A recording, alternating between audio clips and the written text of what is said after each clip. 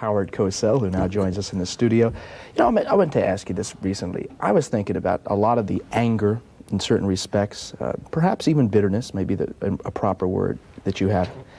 And my question is, what does Howard Cosel have to be bitter about or angry about? I mean, the networks have treated you very well for these many, many years. You live very well. You have a very wonderful family. And yet there is almost a sadness, a bitterness to you. And I'm curious, so what That's your characterization. Certainly is. That doesn't mean that I agree with the premise, which I find false.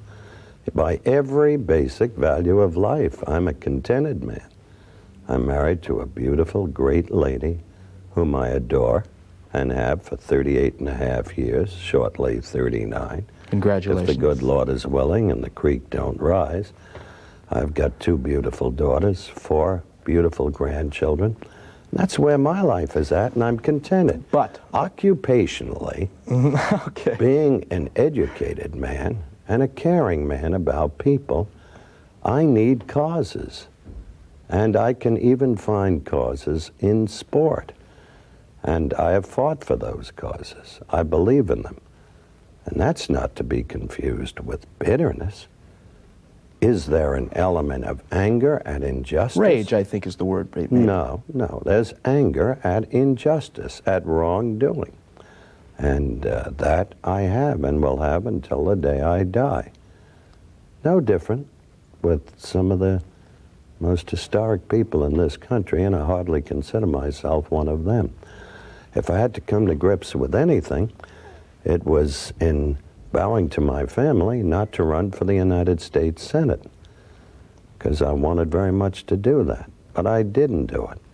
And then wrestling with myself, because the good Lord has been very good to me, I decided maybe in my own way, because of the recognition I've achieved in this nation and the impact, maybe I could make a bigger contribution, and did, in sports than I might have as a freshman senator. So there are regrets in the Senate. There are regrets regarding that. No, you draw conclusions that are sweeping in a sentence. A very dangerous thing, Roy. And you know I like you and I respect you. But you can't characterize for other people, not with a person as complicated as I am and as informed as I am. Let me ask it this way then. You are a critic. You always have been. If you could be critical of Howard Cosel, what would you be critical about? I'm not sure that I'd be critical about anything very important, except for one trait, an impatience with people of lesser intelligence, and wanting them immediately to be able to understand and perform in their respective areas of endeavor with the same quickness that God blessed me with the ability to do. Do you feel that there's a strain of an elitist in you, Howard, at times? That probably is, in terms of education, in terms of intellect. Let's move on and talk about a subject that I know is very near to you, and that is the corruption that sports has laid on society. Obviously, it has a lot of social impact. What is happening, for example, on our colleges around the country? There are many, many issues involved right now. One of them involves the new entrance requirements for freshman athletes going into colleges, a very controversial issue. How is sports really affecting what's going on in the educational system in this country? Well, at the college or university level, it's corrupted it probably beyond repair. It's just a sad, sick thing. I'm sitting here in Los Angeles with you. The chancellor of UCLA is Dr. Young, fine man. Spoke with him at length recently. His university damaged by the fact that number 59, Billy Don Jackson, after 2 years there, could only read see, spot, run. And he got in based upon, in effect, false transcripts.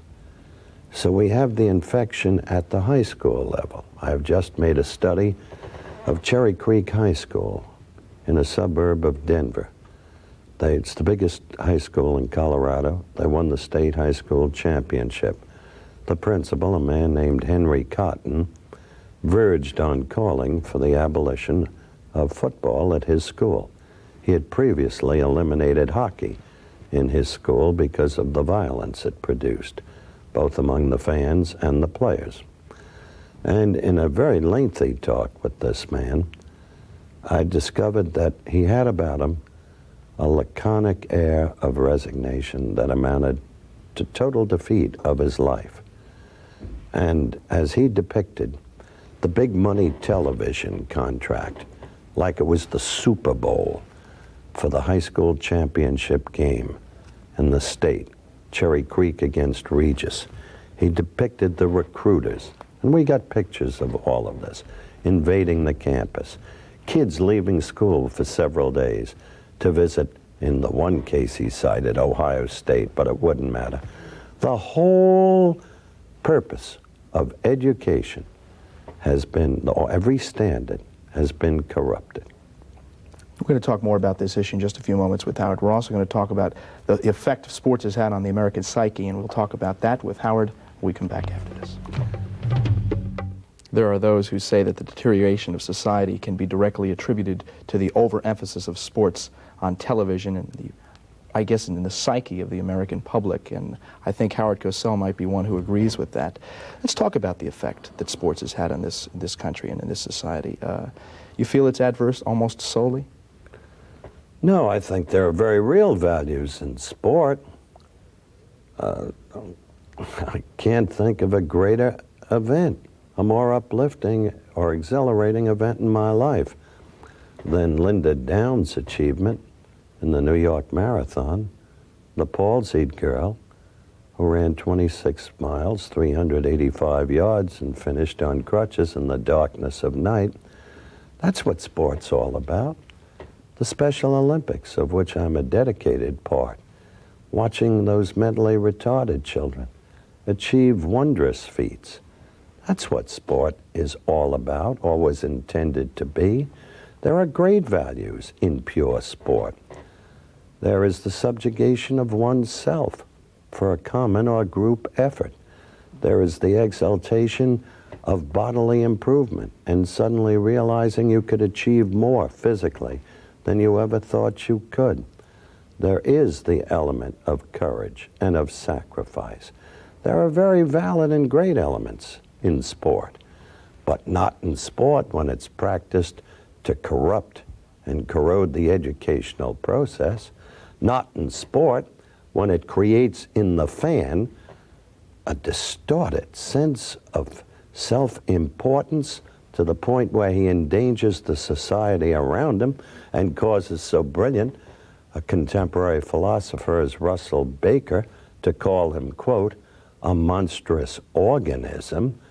The fan. Yeah, who deems himself enjoying certain inalienable rights never set forth in the Constitution, not to exalt the person who makes the arena unsafe for decent people. Let me ask you this then. Do you feel that do you have a resignation in the fact that in some respects your promotion of sport, Monday Night Football... Oh, that sports writer garbage. No, but the fact is you have been doing Monday Night Football for more than a decade now. Don't you feel like you perpetuate the corruption? No, we deal with Monday Night Football the way football should be dealt with. That's why it's 13 years old, the longest running primetime hit show on television. We don't get on there and treat with it as sanctimony and listen to the jockocracy extol the fact that the tight end for the 52nd week in a row caught the football in the seam in the middle of the zone. We're not isolating the setback one-on-one against the linebacker. And what a lovely cross block. We're on to have fun with that silly game. It's entertainment pure and simple. We put it in its place. The best evidence, to this day, it's reviled by my friends of the sports print medium. It drives them crazy. They can't cope with reality. They try to sanctify that silly game. Merlin Olsen is a brilliant man. Merlin Olsen would tell you how far back we go. When he retired, I came out to MC his retirement dinner. I helped him get his job with NBC. He will tell you that. No secret about it. He deserves everything he's gotten. But he's a brilliant man. And inside he knows he's afraid of becoming afflicted with being the stereotype. Because every week The teams have the same basic plays. He has to say the same thing. Now, John Madden, who's a dear man and a close friend, they've built him into a kind of personality. And he is. In his own way, he's a lowercase kind of American Sidney Greenstreet, a character, okay? Now, what he has to be careful of is that they don't make him an oaf. He's got to know when to cut back so that he doesn't live the role of bursting through the beer poster. And he gets bored to tears. We've talked about it often. You can't have intelligence and watch those same plays every week and be creative, take it seriously. Throw in a little John Keats or Percy Bysshe Shelley, or maybe even Lord Byron. What's the difference? Who'd he play for? Have some fun with it. Let me tell you, he could have improved that game the way it went this year. We're going to have some more personality evaluations on the part of Howard Cosel in our final segment of Sports Look when we come back. We have only a few moments left with Howard Cosel, and it's so infrequent that we get a chance to talk to him. We're just going to throw some names and places and dates at you and see what you have to say. Let's start it off with the late Bear Bryant. Paul Bear Bryant. Paul Bear Bryant. America's legend, sitting in the tower, watching his boys at work. The leadership that should be part of American industry. Paul Bear Bryant was a very good college football coach, knew how to recruit. The kids who played for him loved him. Leave it at that. Don't make him an American hero. Jackie Robinson. The most important friend I ever had, the greatest influence in my life, far more than a sports hero, an American hero. Jim Brown. The greatest football player I ever saw. Branch Rickey. Probably the most intellectual man I ever knew in sport. I loved him deeply. He was like a second father. Vince Lombardi. The most inspirational football coach who has yet lived. A dead honest, dead moral man. I loved him. Sonny Liston. Charles Sonny Liston was pugilism's gift to literacy and culture. A congenital thug. He needs no requiem. Billie Jean King. To me, a sad figure. Really? To me, some ways a tragic figure. And I wouldn't want to go further than that publicly. I always liked her, and I still do. Willie Mays. Exuberant, buoyant, and boyish, and endowed with more natural baseball talent than any player I ever saw. Marciano. Marciano was Rocky Marciano, the hard rock from Brockton, Massachusetts. The most famous man ever to come from that city other than Sacco and Vanzetti. Marvin Hagler, too, right? Marvin Hagler lives in Brockton at the moment. I stand corrected. Tony Lima, a name we don't mention too much. The late Tony Lima. Beautiful man. Spent the last weekend of his life at my home in Pound Ridge. Did a special with him. Charming, with very deep feelings about himself, his place in golf, wanted to be remembered. And he is. Carol Rosenblum. Carol Rosenblum was my friend. He was an extraordinarily brilliant man in many ways, a scheming man, and in some ways, a very hurtful man.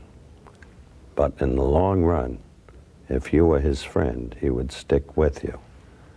And he stuck with me, and he was my friend. The 1972 Olympics.